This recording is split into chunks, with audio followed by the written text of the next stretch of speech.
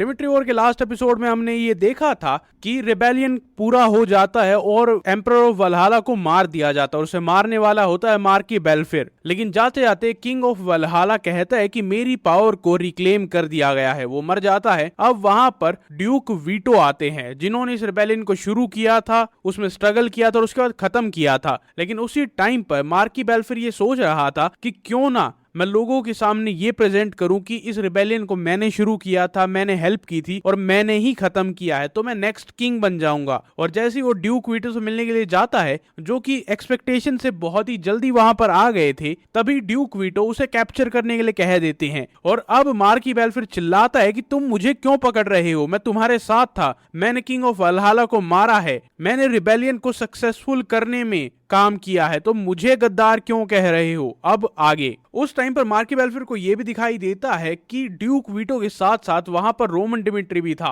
और अब मार्की बेल्फिर हमेशा की तरह ड्यूक वीटो के तलवे चाटने लग जाता और कहता है कि योर ग्रेस, आपके यहाँ पर आने से पहले मैंने अपने हाथों से किंग ऑफ वल्हाला को मारा है। और सारे के सारे इंपीरियल सिटीजन्स की यही ख्वाहिश थी कि किंग ऑफ वल्हाला अपनी पोजीशन से हट जाए, कोई उसे मार दे। वो मैंने किया है, तो मैं गद्दार कैसे हो सकता हूं, तो प्लीज अभी का अभी मेरे हाथ खोल दो। लेकिन ड्यूक वीटो उसकी एक बात नहीं सुनते, ना उसका कोई बहाना सुनते हैं, ना ही उसकी इमोशनल ब्लैकमेल में फंसते हैं। वो उसे कहते कि इसे यहाँ से ले जाओ। उसके बाद उसे वहां पर ले जाया जाता है जहां पर उसकी आखिरी सांसें चल रही होती हैं, उसे सजाए मौत मिलती है। सब लोग उसे देख रहे होते हैं और तब ड्यूक वीटो कहते कि अब मैं सबके सामने मार्की बेल्फिर के क्राइम्स बताऊंगा कि उसने क्या क्या गलत किया था। और वो बताते हैं कि मार्की बेल्फिर एक हेंचमैन था, एक पाला हुआ कुत्ता था, जो कि एम्परर ऑफ वल्हाला के टिरैनिकल रूल के बाद भी उन्हें ब्लाइंडली फॉलो करता था। वो चाहे कुछ भी करे, वल्हाला को कितना भी खराब कर दे, कितना भी बर्बाद कर दे, ये हमेशा उसके ऑर्डर मानते आया था।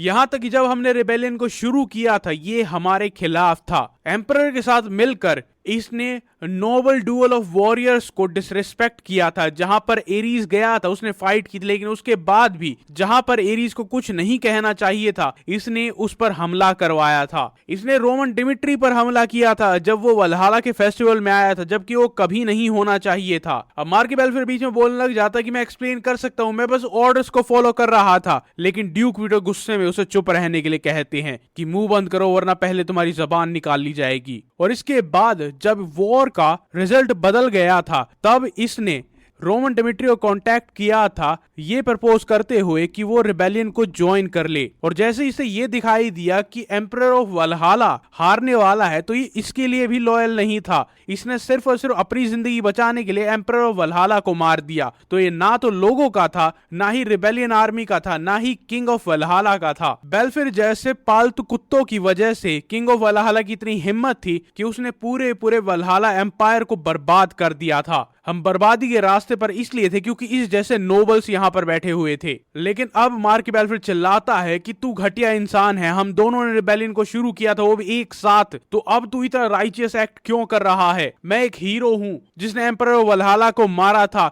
मैं तुम्हारा किंग बनूंगा, मुझे फॉलो करो। लेकिन कोई उसकी बात नहीं सुनता है, सब लोग उसकी तरफ देखते रहते हैं। और उसके बाद उसे कान में एक आवाज आती है कि मार्की बेल्फिर, तुझे तेरी मौत बहुत जल्दी मिलेगी। और वो हैरान हो जाता है कि मेरे सर में किसकी आवाज है। और उसके बाद हमें रोमन का चेहरा दिखाया जाता है जो कि अपनी वही सीक्रेट टेक्निक से उससे बात कर रहा था और उसे कहता है कि तू और तेरी पूरी ब्लड लाइन आज ही खत्म कर दी जाएगी और एक दर्दनाक मौत मिलेगी। मैंने तुझे कहा था ना कि जब हम दोनों मिलेंगे तो मैं तेरे लिए एक गिफ्ट लेकर आऊंगा, यही मेरा वो गिफ्ट है। आज तू और तेरी पूरी ब्लड लाइन खत्म हो जाएगी। और अब रोमन उसी हुड को पहने हुए वहां पर खड़ा होता है और उसके चेहरे पर एक हल्की सी स्माइल होती है। और तब मार्की बेल्फिर को समझ में आता है कि रोमन डिमिट्री ने किया और उसने ये जानबूझकर किया है। उसके बाद वहां पर वो जल्लाद उस लीवर को खींच देता है और मार्की बेल्फिर की कहानी वहीं पर खत्म हो जाती है। मार्की बेल्फिर जो कि वल्हाला की हाईएस्ट अथॉरिटी में से एक था, उसका अंजाम वही हुआ जो कि एम्परर ऑफ वल्हाला का हुआ था। अब उसके बाद हमें सीन शिफ्ट होते हुए दिखाई देता है ड्यूक वीटो के ऑफिस में, जहां पर वो रोमन डिमिट्री के सामने सर झुकाकर कहता है कि वल्हाला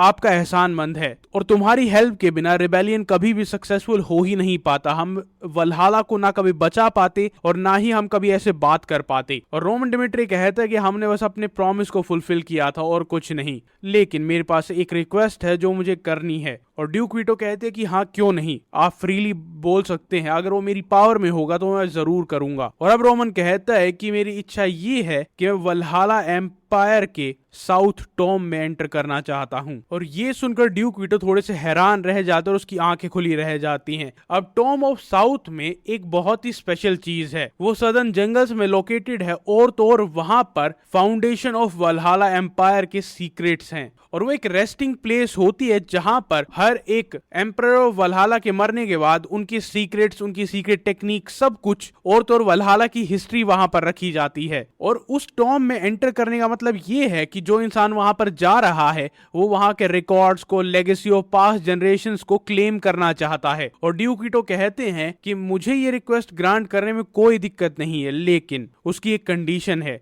वहां पर जाने के लिए आपको पहले एक ट्रायल को पास करना होगा। आई एम सॉरी, लेकिन मैं बस ऐसे ही आपको परमिशन ग्रांट नहीं कर सकता, आपको ट्रेडिशन और रूल्स को फॉलो करना ही होगा, वरना अगर मैं ऐसा नहीं करता हूं तो मुझ में और एम्परर ऑफ वल्हाला में, जो इससे पहले एम्परर था, उसमें कोई डिफरेंस नहीं होगा। मैं वल्हाला के ट्रेडिशंस को नहीं मार सकता, लेकिन मैं आपकी विश ग्रांट जरूर करूंगा। और इस ट्रायल का सिंपल सा रूल होता है, आपको 1 वर्सेस मैनी की एक बैटल को सरवाइव करना होगा। एक हफ्ते के लिए आपको जो कोई भी चैलेंज करेगा, आपको उसका चैलेंज एक्सेप्ट करना होगा, उससे लड़ना होगा और उससे जीतना होगा। और उसके बाद आपको इंडिजिनस ट्राइब जो कि जंगल में रहती है उसका मुकाबला करना होगा। ये कोई आसान काम नहीं होगा। और रोमन कहता है कि आप चैलेंज के लिए प्रिपेयर करिए, वो आसान होगा या नहीं होगा वो मैं खुद देख लूंगा। और हाँ, आप ये स्टेज सेट कर रहे हैं, इसके बाद जो कुछ भी होगा उसके लिए मैं रिस्पॉन्सिबल नहीं रहूंगा। अगर कोई मुझे चैलेंज करने के लिए आता है और वो मारा जाता है तो मेरी रिस्पॉन्सिबिलिटी बिल्कुल नहीं होगी। अब ड्यूक वीटो इस बात को सुनते हैं, वो कहते हैं कि मैं समझता हूं, मैं आज शाम होते ही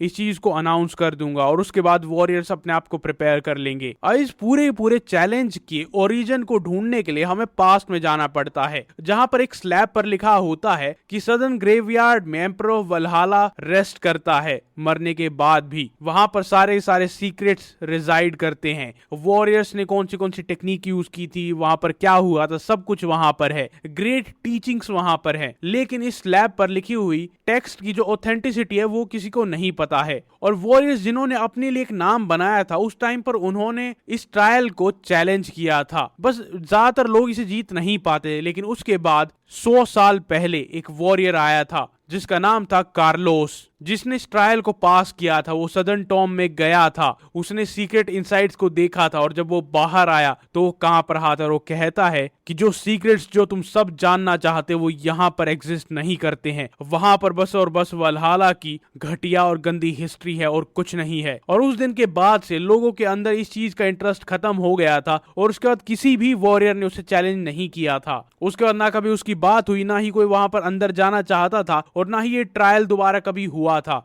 उसके कुछ दिन बाद उस ट्रायल के लिए स्टेज सेट हो जाता है सदर्न जंगल के पास, और अगले दिन जहां पर ये चैलेंज होने वाला था वहां पर पूरा वल्हाला एम्पायर आया था। जैसे ही इस लेजेंडरी ट्रायल की न्यूज सबके पास पहुंची, पूरा वल्हाला अपसाइड डाउन फ्लिप हो गया था। ड्यूक वीटो वहां पर आते हैं और सब लोग लॉर्ड वीटो को देखकर बहुत ज्यादा खुश हो जाते हैं, क्योंकि उन्हें लग रहा था कि वो वल्हाला का हीरो है, वो वल्हाला का नया एम्परर है, और सब वीटो कहकर चिल्ला रहे थे। और जैसे ही वो वहां पर आते वो देखते कि इतने सारे लोग यहाँ पर आए हैं, उन्हें याद आता है कि बहुत टाइम से वल्हाला के ट्रेडिशंस को मार दिया गया था, और इतने दिनों बाद एक इतना बड़ा ट्रेडिशन सामने आया है, तो सब लोग एक चैलेंज के लिए बहुत ज्यादा भूखे थे। अब उनके मन में ये चल रहा था कि रोमन वल्हाला का एक बेनिफैक्टर है, लेकिन तब भी वो वल्हाला का सिटीजन नहीं है, वो यहाँ पर पैदा नहीं हुआ था, इसीलिए बस मैं उसे ऐसे ही वहां पर जाने नहीं दे सकता। और ये वही टाइम है जहां पर मुझे दिखाना होगा कि मैं पास्ट एम्परर से बेहतर हूं,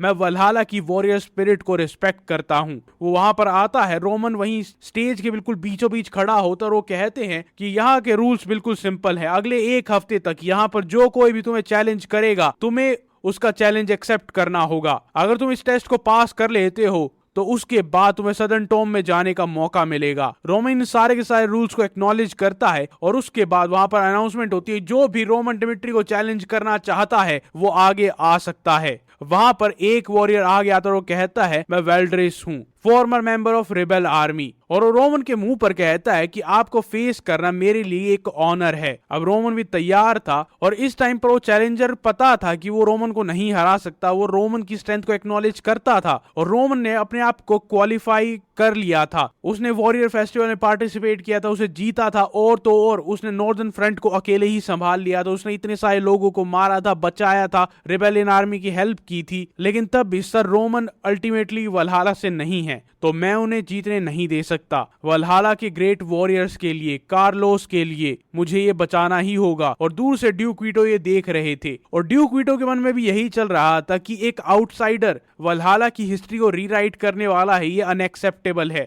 और अब वो चैलेंजर उनके सामने आता और उसे पता था कि मैं रोमन डिमिट्री को नहीं हरा सकता, मैं अपनी करंट स्किल लेवल पर बस और बस उसकी स्टेमिना को कम कर सकता हूं। रोमन डिमिट्री उसके सामने खड़ा था और वो बहुत ही डार्क मेनेसिंग ऑरा के साथ उसे देख रहा था। अब जैसे ही वो उस पर हमला करता है, अचानक से रोमन उसके सामने से गायब हो जाता है, जैसे वो वहां पर था ही नहीं, बस उसका एक क्लोन खड़ा था। और अचानक से उसके साइड में आता और उसकी गर्दन के पीछे अटैक करता और वो बेहोश हो जाता है। अब रोमन आगे जो कहता है वो हैरान कर देने वाला था। रोमन कहता है कि नेक्स्ट, और अब से जो कोई मुझे चैलेंज करेगा उसकी कीमत ये होगी कि मैं तुम्हें जान से मार दूंगा। मैंने इस पहले वॉरियर को सिर्फ इसलिए छोड़ा था क्योंकि ये एक वार्निंग थी, अगर तुम यहां पर आओगे तो तुम पक्का मारे जाओगे।